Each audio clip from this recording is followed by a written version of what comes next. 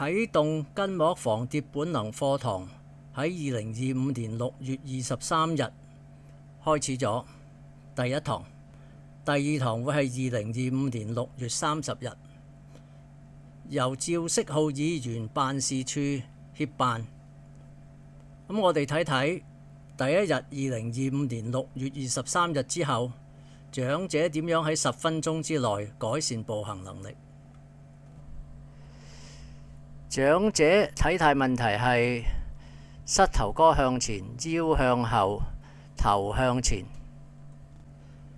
喺欄杆上邊調整之後呢，膝頭哥、腰同埋頸都有明顯改善。離開欄杆之後，我哋見到改善嘅情況仍然保持。我哋而家睇睇其中一啲片段。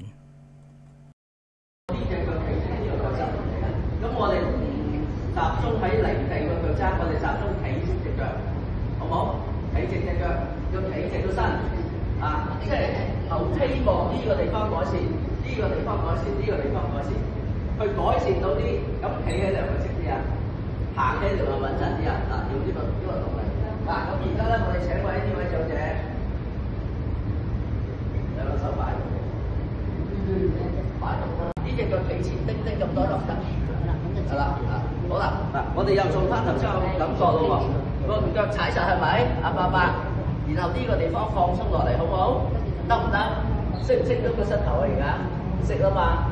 然後咧呢度揸實喎，個頭向後，然後呢個膝頭高啲，識唔識啊？識咯喎，個頭向後多少少得唔得？你而家拉直咗呢度啊，你覺唔覺得個心口格咁啊拉出嚟啊？而家解釋啦嚇，而家咧我哋就問阿伯伯咯喎，你而家腳板底係咪踩實啊？腳板底踩實，感覺就係踩實到個老朋友。嗰隻腳嘅小腿係咪抽住啊？抽住點解拉清楚啊？你個膝頭哥有冇向後啊？膝頭哥呢度有冇向後啊？有少少啊，因為我哋要同佢有溝通啊，如果唔係佢唔知點做法。然後咧，你呢個地方向我前㗎。而家個頭向翻後嘛，而家當練習完咗啦，請你由呢度行去嗰度，行完啦，做完啦，嘗試企直咯喎，嘗試企直，係啦，行過啦，向我前邊。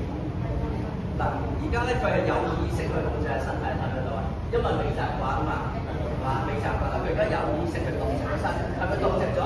係咪好明顯啊？即係由冇意識轉到有意識。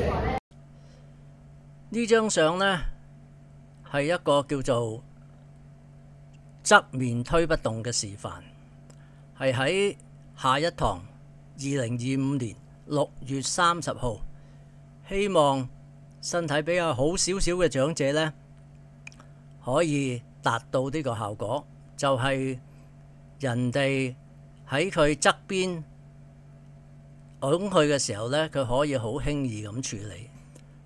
呢個動作可以喺被人碰撞嘅時候保護到自己，防止跌倒嘅。